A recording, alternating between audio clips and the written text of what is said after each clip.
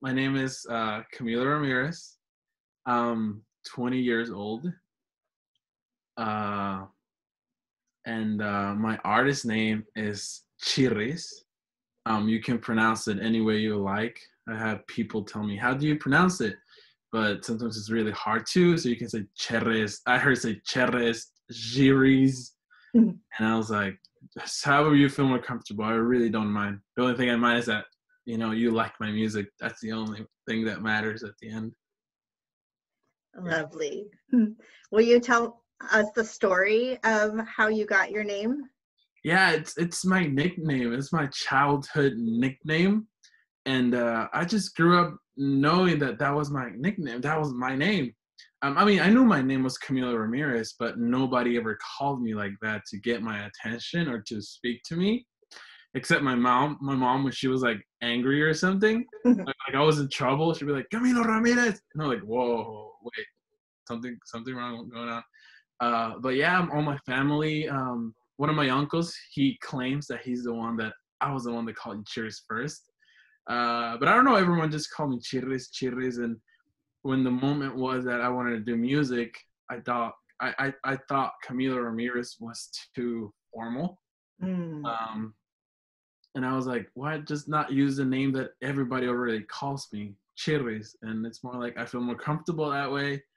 And if someone comes up to me one day, they're like, Chirriz, I'm like, oh, wait, we're friends. You know what I do. That's my artist name. You're familiar with my art. So, yeah, I just feel more comfortable with that. Wow, thank you for sharing that. And when was that moment, or was there a moment where you knew you wanted to do music? Will you talk about that? Yes, I've always liked to sing, singing since I was a little kid, little bambino. I've always liked to sing. My parents were always really supportive about it. And not until I was around 12, 13 years old, when I was in middle school, I decided that, you know what, I really want to do this. Like, I want to try it. I want to do a song and record a song. And I had no idea how anything worked. I just knew I wanted to sing and do a song. And there was 12-year-old me trying my first. They were not good, and I don't think they're still like right now. I don't think they're that good either.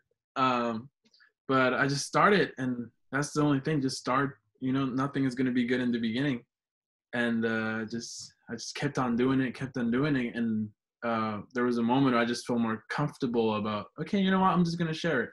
There's gonna people that are gonna like it. There's gonna people that are not gonna like it, but I just need to start doing it. If this is what I want to do, I just need to put myself out there. Oh, that's great. And who taught you how to sing? But yeah, nobody ever taught me. But I would really like to in the future take some classes, just to really how to control my voice and how to. YouTube. YouTube was my teacher. Because I had past bad experiences on recording and not sounding the way I thought it would sound and how I wanted them to sound. I just, took the decision like, you know what, I'll just do it myself and see what happens. And all that knowledge just came from YouTube. Like, there's a lot of videos on YouTube that can show you how to start on recording a song, how to mix a song, how to master a song. And yes, little by little, you start learning the things and learning the stuff, and yeah, and I still look up videos on YouTube like now to just make it sound better. But yeah, YouTube was a great teacher. Yeah. That's wonderful. I actually, after we talked last week, I went on YouTube and was looking at free instrumental beats. Oh, really? Did you find anyone that inspired you? Yeah, actually, one of my childhood friends makes beats professionally. Yeah, you sometimes you hear it and you feel it and you're like, wait, that sounds good.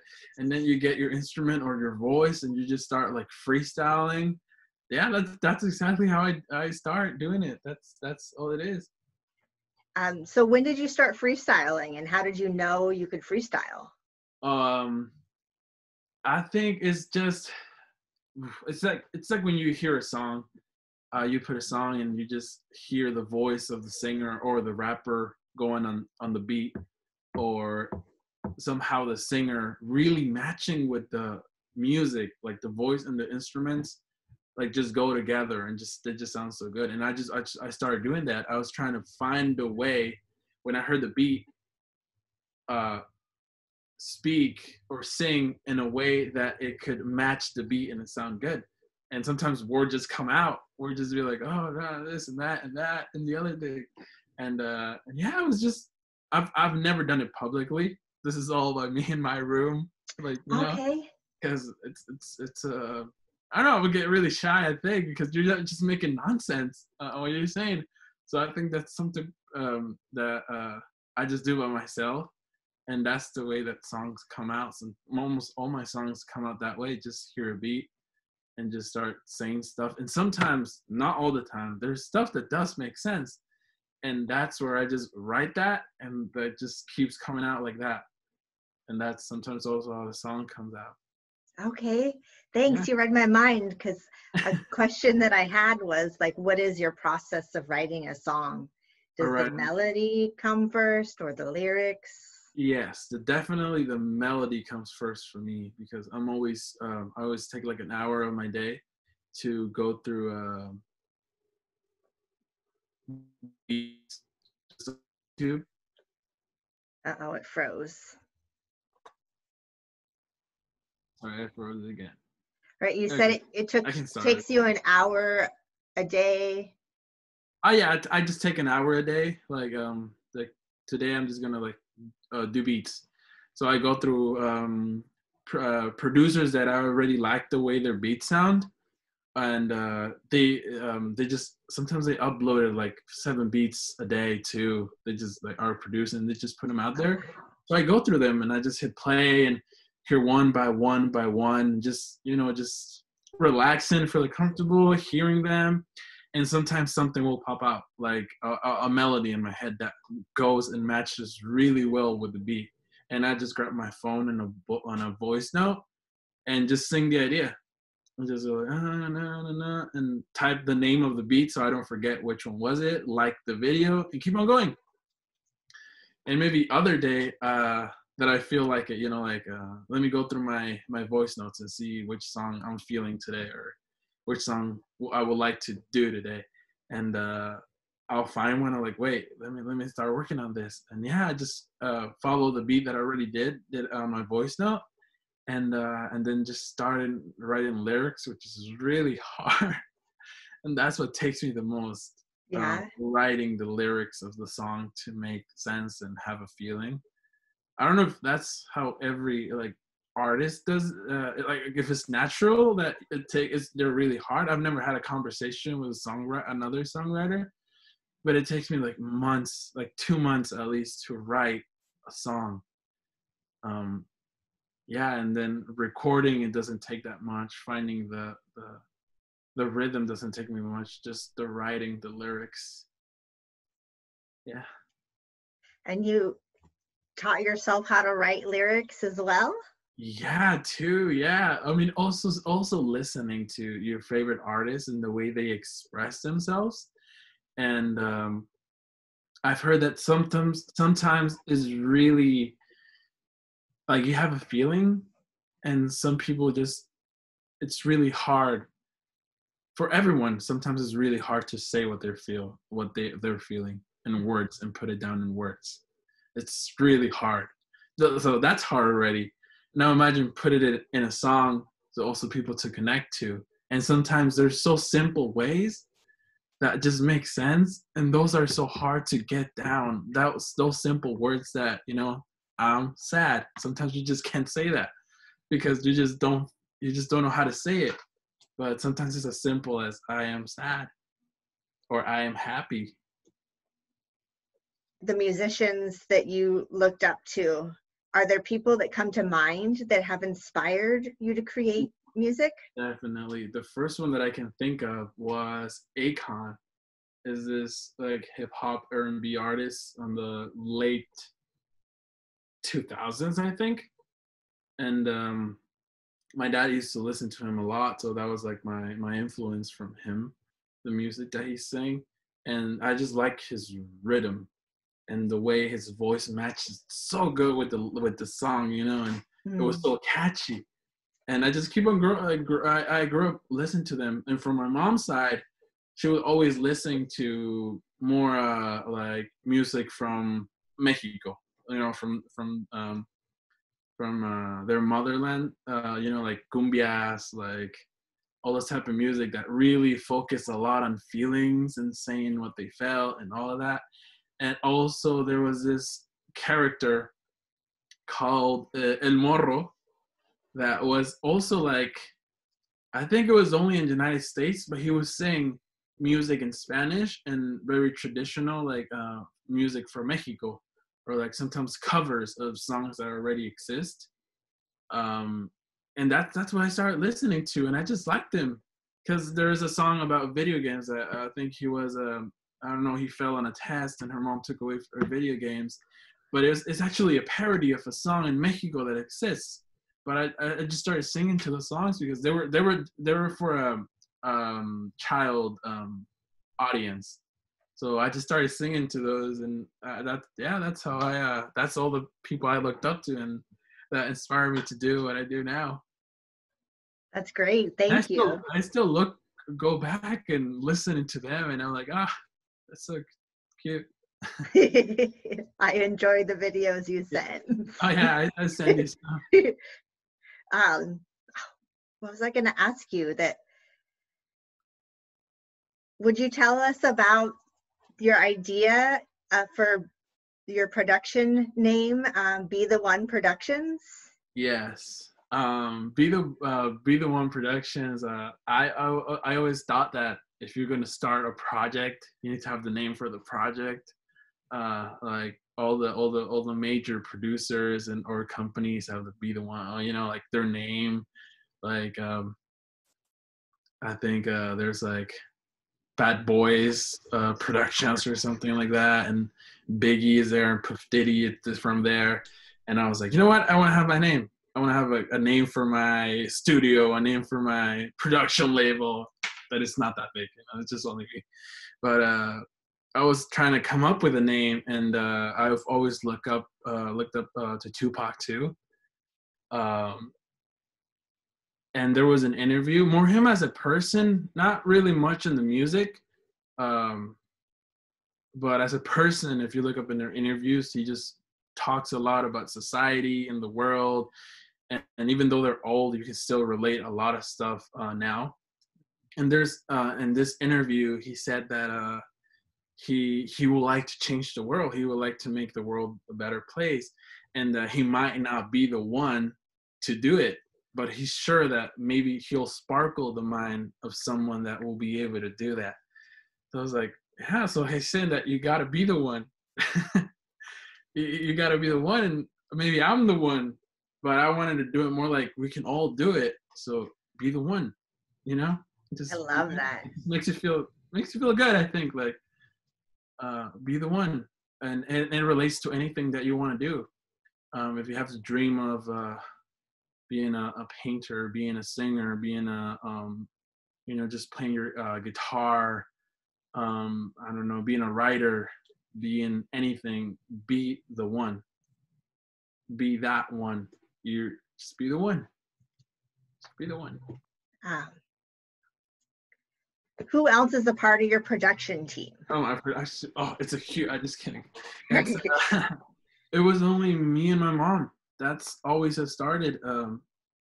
She's been always really supportive of everything I've ever wanted to do. Like, she was always there. We just had a really close relationships. You know, like my mom, my dad. You know, he's the dad. But my mom was always there for anything emotionally or, you know, goal wise, how the way I was feeling. My sister too, you know, we're really close, the three of us. And she was always really supportive. So when I told her the idea that I want to do in my dream, that this is what I want to accomplish, she was always really supportive. Like, yeah, you can do it. I believe in you. And I think that's a huge part of what I feel like I can still do it. I can still do what make my dream come true. And she's the only one that I trusted for hey mom, I want to do this, I want to do that, and she's like, yeah, let's do it, let's go try and make it. And yeah, she will be the one to record the videos. If I had a song and I'll be like, mom, I would like to record a video, and I'm like, okay, yeah, let's just grab like a camera, a phone, anything that you have, and she'll just, she will also throw ideas. What if we do this and that? Like, she's always been there. But yeah, it was me and her all the time. Songs that I did, like, I would have to go through her, like, how does it sound? She was like my only friend. She was like the only person that I had. So yeah, she's been always there. Wow. And she's just the main pillar. A student asked, how did you meet Chirriz Reyes Oh, in your Sigo Aquí song? Yeah. She's a really good friend. She's from Oaxaca, the place that I grew up. I was born here in the United States, but I was raised there. And we've met in a couple of gigs over there. I used to see her, she'll say hi, but we never had a really close like relationship, like friendship. Until one day that I just, like, I came up with Siwaki, and I was like, I'm gonna make a song about Oaxaca and all the beautiful things we have there. And I just wanted someone from Oaxaca with, one of the, like, there's amazing people, there's amazing talent in Oaxaca, but I just thought about Freeze for that song. I just wanted a female, powerful voice for that song. The first one that popped up was Freeze Reyes, and yeah, and I contact her, and I was very nervous because you don't know people to reach out for them, and for me, she was also a really known artist in Oaxaca. Like, in every gig, she will have her own space and her name on the flyer. Is that how you call it? And and I was still like a nobody. I was just still like an open mic artist rapper. So when I reached out to her, she was so nice. She was like, I've always wanted to do a song with you because I've heard you in all the gigs and all your music, and it just sounds amazing. And I'm like, yes, of course I want to do a song. And I'm like, oh my God, such a relief. Like, and we just became really good friends. And we had a lot of the same experiences in our life, and I think that's what connects us too. And yeah, she's an amazing artist from Oaxaca. Just make sure to go check her stuff. She's amazing. Great, thank you. And where can we check your stuff out at? You can check my stuff anywhere. You can go to YouTube. My music is available on Spotify, on Apple Music, and you can just Google like Chirriz. And it's been almost 6-7 years that I started with this, and I just look ahead in 7 years more, and hoping that maybe it'll be the same growth that I've had. So that's the plan. Wow, that's exciting. I'm nervous. Would you tell us a little bit about your experience as 12, 11, 13-year-old? Yeah, it's definitely a really interesting phase on you. For me, I was just deciding what I wanted to do with my life. I've been always like this, that I want to be someone, do something, especially more to support your family, and I don't come from a wealthy family or nothing like that. So we definitely had struggles during that time, and we were living in Mexico. So that was one of the times where I had to transition from living in, just being you and caring about you and being a teenager, having your problems already, but then realizing how the real world works. So I was dealing with both, and it was a really hard time, and also kids on middle school, they're not that nice sometimes, and it's really hard to not pay attention to what they say. It's really, really hard. And if your parents and everyone will tell you, just ignore it, but it's really hard to not to. But you just have to, I don't know how to say it. but yeah, you just have to not pay attention to what anybody says. And sometimes you're the one also who is putting yourself down. And that's also part of it, because you're still growing, you're still developing on all ways, mentally and emotionally. And I think all I have to say is that things will get better. Things will get way better. And when you just need to pretty much just hustle through it, through everything, like get a shield and try to hustle through it. And when you get to a certain age, you're going to look back and you're going to be like, oh my God, I'm glad that I went through it. Because, and just have no regrets of anything that you just did because of the pressure around you. Because sometimes all that pressure makes you do something that could harm yourself, harm others. And just stay protected and keep on going, because things are going to get way better. Think about the future. And that's what I've told myself. It will definitely save me a lot of regrets. And also, reach out, support. It's always really good. You sometimes need a person every day reminding you that things are going to get better. And with my music, it's hoping what I'm trying to do. If someone listens to my songs, to be like, hey, things are going to get better. Things are going to get better. I'm with you through this, because we've all been through this.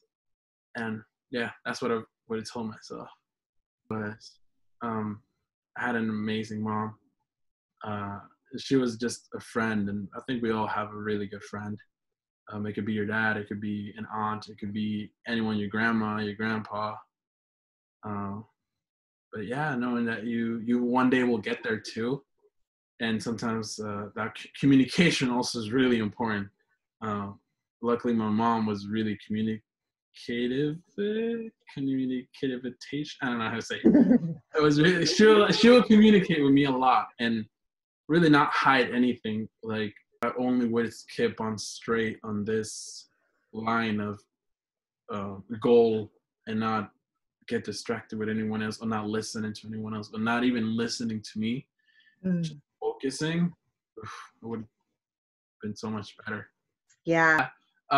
When I decided to do my music for myself and look at all the videos, I just realized that I needed equipment to do it. A microphone, like this is the microphone I have right now.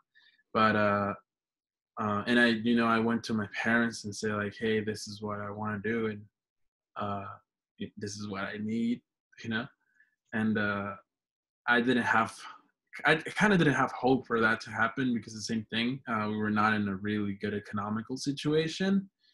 But it took some time. But one day they just told me like, hey, we have this saving that we can use for your stuff, so you can do what you want to do.